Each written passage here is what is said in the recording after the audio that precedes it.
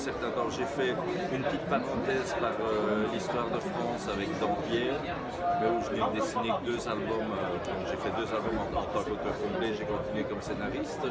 Puis après, il y a eu Le Prince de la Nuit, histoire de vampire, Légende, qui était du médiéval pur, et puis maintenant, ben, voilà, Lonesome. Plus en tant que scénariste d'autres séries comme Vlad, James Hiller, Black Hills, ben, j'ai fait un certain nombre de trucs aussi en tant que scénariste.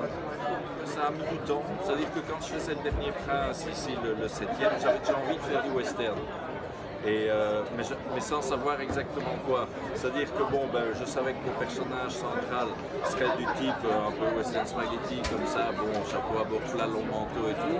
Mais en dehors de ça, il était vraiment essentiel d'avoir un contexte totalement différent et un scénario beaucoup plus fourni, beaucoup plus riche, comme ceux que j'avais fait pour Le Prince et pour Légende. C'est-à-dire qu'il n'était plus question, si je reprenais du western, de faire des scénarios comme on le faisait à l'époque de Durango, classique, souvent ou 2 albums, type le personnage arrive, il démolit les méchants et il repart. Donc ça, c'était plus possible. Donc finalement, ça a mis beaucoup de temps à mûrir, ça a mis 3 ou 4 ans à mûrir, avant que j'ai à peu près tous les éléments pour le commencer, quoi. Sinon, j'aurais commencé, peut-être, si ça a été plus rapide, j'aurais pu commencer il y a 2 ans, j'aurais déjà envie de faire du western en ce moment. Oui, en fait, c'est-à-dire que je prends juste les prémices de la guerre de sécession avec le contexte politique de l'époque, ce qui a mené à la guerre de sécession, plus une théorie du complot, entre guillemets, où finalement, bon, ben, la guerre de sécession a été aussi déclenchée par l'influence de banques européennes. À un certain moment, après un crash boursier qui avait eu lieu aux États-Unis et où il y avait une volonté des États-Unis de se dégager justement de l'influence des banques étrangères, quoi.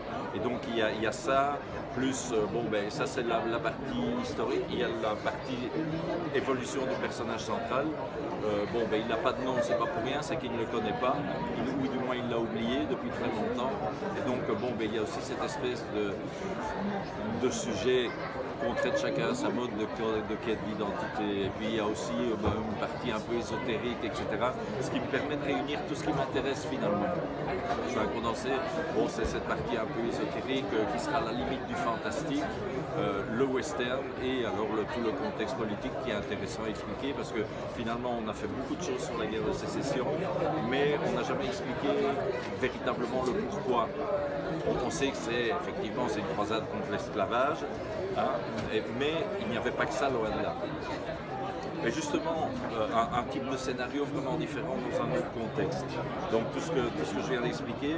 Sinon, pour ce qui est je veux dire, de mes caractéristiques propres d'auteur de western, je me suis aussi beaucoup fait plaisir dans l'album en reprenant d'une nouvelle façon des scènes cultes. Bon, il y a un duel, il y a les cavalcades dans la neige, etc.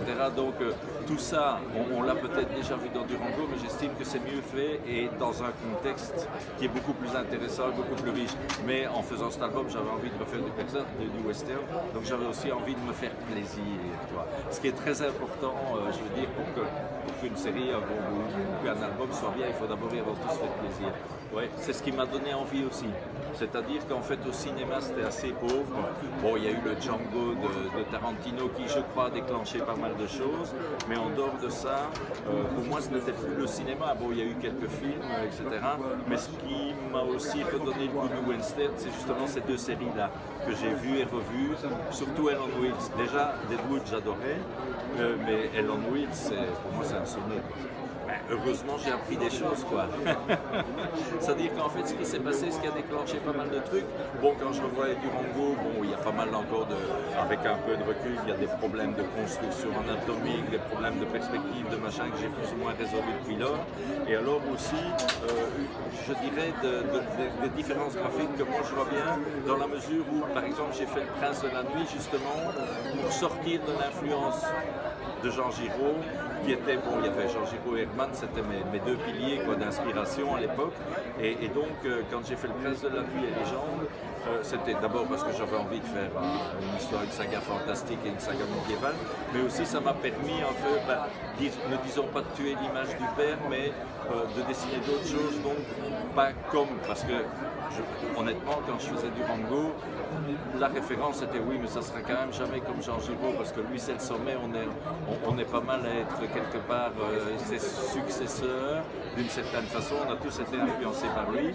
Mais donc en faisant ces deux séries, bon, ça m'a permis d'évoluer au niveau graphique et d'évoluer aussi au niveau de l'approche des scénarios. Et donc je crois que tout ça se retrouve dans les gens, dans du western. Et donc je crois que c'est ça la différence par rapport au Durango, même au dernier, au numéro 13. Il y a eu toute cette évolution qui fait qu'en faisant faire du western, il y a une approche qui est malgré tout un peu différente et une approche graphique qui est peut-être plus aboutie, quoi.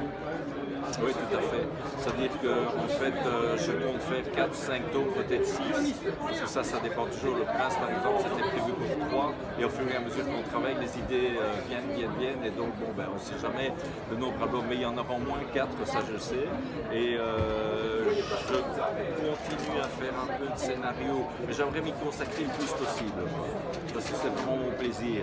Mais par contre, bon, j'ai encore fait le scénario pour 2 Durango, il y aura 2 Durango, dessinés par Rico, et les 2 prochains Princes de la Nuit qui seront en mon grand honneur dessinés par Timothée Montaigne. Et ça, je suis très content de le dire parce qu'il m'a déjà fait 20 planches et elles sont magnifiques. J'ai téléchargé, bon on peut le dire, je me suis procuré Godless, qui est la dernière série western qui vient de sortir, que j'ai pas encore vue, mais que je vais voir avec impatience. Et sinon, ben, je suis devenu un fou de série, mais dans tous les genres. C'est-à-dire que, bon, en même temps, en faisant mon vélo le matin, je regarde chaque fois un épisode de, comment ça s'appelle,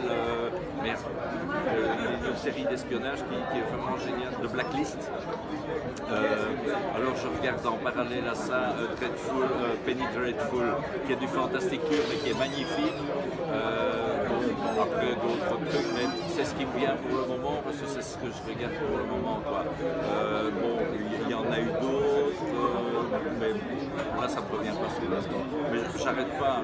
Oui, Outlander aussi, j'ai regardé Outlander, mais ça n'a rien à voir. Ou bien Les Piliers de la Terre, ça date déjà d'il y a un certain temps, mais qui ont été adaptés du fameux roman Les Piliers de la Terre de Ken Follett. Je trouvais que c'était produit par Ridley Scott. Il y a Tabou aussi, produit par Ridley Scott. Il y a eu la première saison de Tabou, je ne sais pas si tu vois ce que c'est magnifique, quoi. C'est un truc qui se passe en Angleterre à l'époque de la guerre d'indépendance des États-Unis, avec des luttes internes, mais plus politiques aussi, etc., entre les Anglais. Enfin bon, c'est génial. Ouf.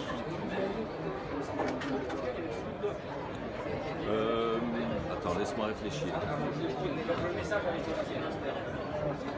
C'est difficile parce qu'il y a des gens dont j'admire beaucoup le travail, mais j'hésite entre, au niveau graphique,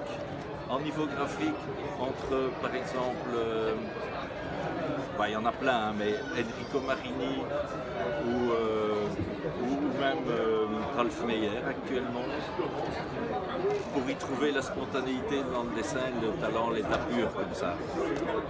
Et en tant que scénariste, je dirais que bon, j'ai beaucoup admiré Craig et puis Van Damme à cette grande époque.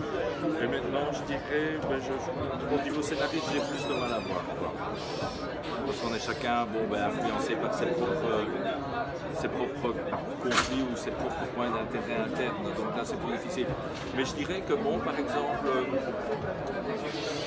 j'aime bien, mais je ne rentrerai pas dans sa tête, mais puisqu'il faut citer quelqu'un, j'aime bien le travail de Xavier Dorisson. Je trouve qu'il est top, lui, au niveau scénaristique, il est top. Alors je dirais, peut-être que je pourrais aller chercher un petit peu, je ne sais pas trop quoi, mais je veux dire, il a une étincelle, quoi. Il a quelque chose que j'aime.